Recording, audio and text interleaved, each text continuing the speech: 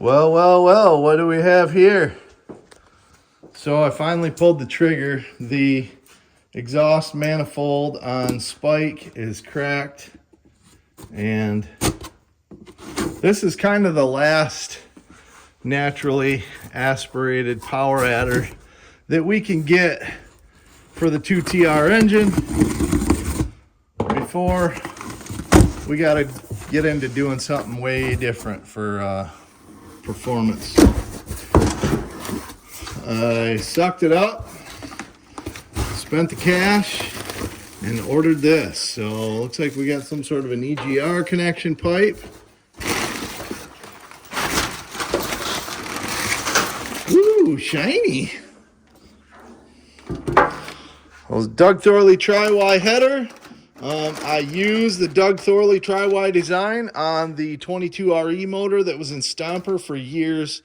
And I will say, in that vehicle, it was a huge performance gain, and I'm hoping that I have the same luck with this. It's kind of crazy that for the money you spent on this, almost $1,000, that's it. You get those two parts. No bolts, no gaskets, no hardware. Ouch. Guess it is what it is.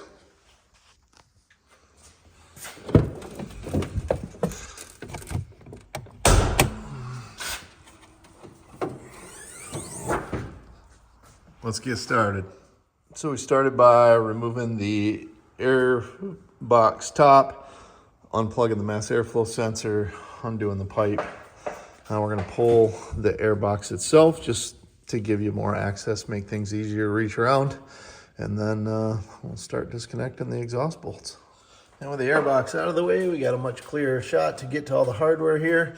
So we're going to start by removing the hose and the air injection pump or valve there, and let's work our way down.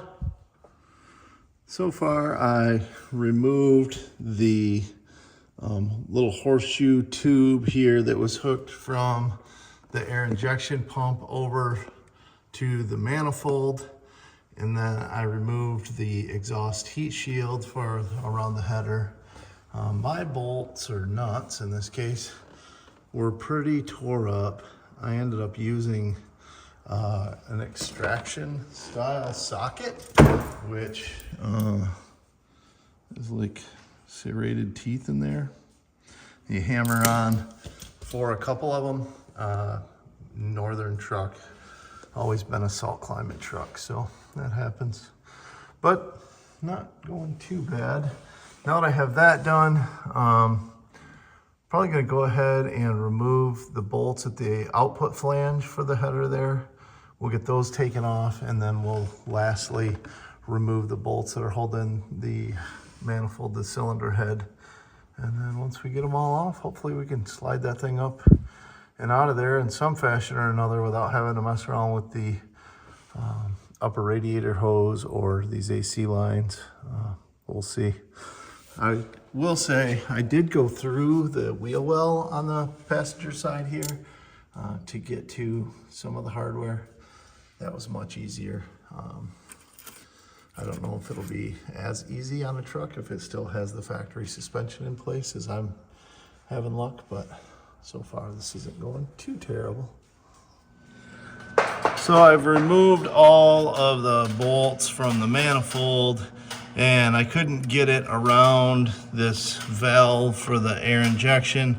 So I removed the nuts on that so I can get that up and out of the way. And now I should be able to get the manifold up, hopefully. Come right up the top with it. Now, I'm gonna need my other hand here because we're getting caught on the AC lines, but I think we can kind of finagle those out of the way a little bit, and we should be able to pull this up out of here. So here are the two of them side by side. Weight-wise, they feel very, very similar. I don't feel a huge difference in weight. The pipe diameter looks a little bigger on the Doug Thorley, not massively bigger, but it does look a little bigger. The biggest thing that their claim to claim to power is their tri-Y design. So 2 of the cylinders Y together here, the other 2 Y together there, and then they Y together at the final. Versus the original manifold design is all 4 into 1. So, I don't know. The dyno graphs show that this one makes more juice, and I know that I had good luck with the one on the other truck. Hopefully we have the same. My hardware, I ran into a few more of them. So right now we're off on a trip to the hardware store to see if we can get some of these flanged style nuts in the correct thread pitch, and also one stud. One of them, the stud came out with the nut. So we're gonna go see if we can get that stuff, come back, put this thing together. We are expecting you to remove the studs from here to put here. I would suggest getting new, unless, again, you live in some super nice climate that I don't. So I'm gonna get those 2 studs plus the one that I need for my other location. So 3 studs and 10 new nuts. And hopefully we'll be all set. And I am back from the hardware store with 10 new flange nuts and the 3 new studs. So if you want to get these for yourself, they're 8mm by 1.25, 38 millimeters long, and yeah, $28 worth of hardware at my local hardware store. Maybe you can get them cheaper at yours. The nuts are also then the 8mm by 1.25 flange nuts. I don't know. Hopefully we can get this thing back together. All right, so we've got it bolted back in there with the new hardware that I bought. The only used hardware is the stuff for that air control valve. Yeah, the fit, fantastic. Finish, fantastic. Little disappointed it didn't come with any new gaskets or hardware or a sticker. $1,000 header and no sticker? Come on, guys. Anyway, we're gonna get the airbox back in, button up the top side, then we just gotta bolt that exhaust flange together and take this thing for a rip. We're gonna take this thing for a little ride, see how it feels. It's quiet. But so far most of my trip was downhill, so no real way to get a good feeling for it yet. We're gonna do this crossroad here, which is mostly pretty flat, and just see how the power feels. Able to use 5th gear, if it carries itself well. It is a very calm night, no wind. So yeah.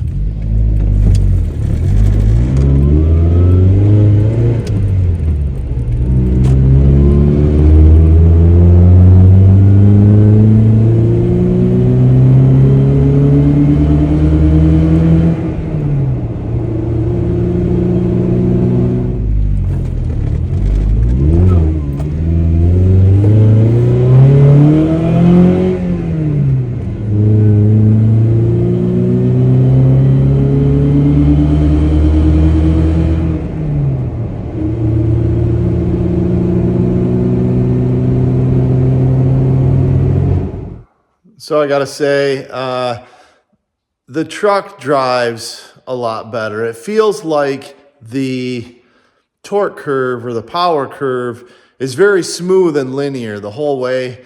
Before shifting between gears, it almost kind of had a bog or a lag. Totally gone. And again, it's, you know, you're not making million horsepower, right? But you can feel the difference driving it. It feels just better, overall better. It feels like it's got a little more grunt to it. Nothing life-changing. It's not crazy, but smoother, definitely better. Definitely not disappointed in my purchase.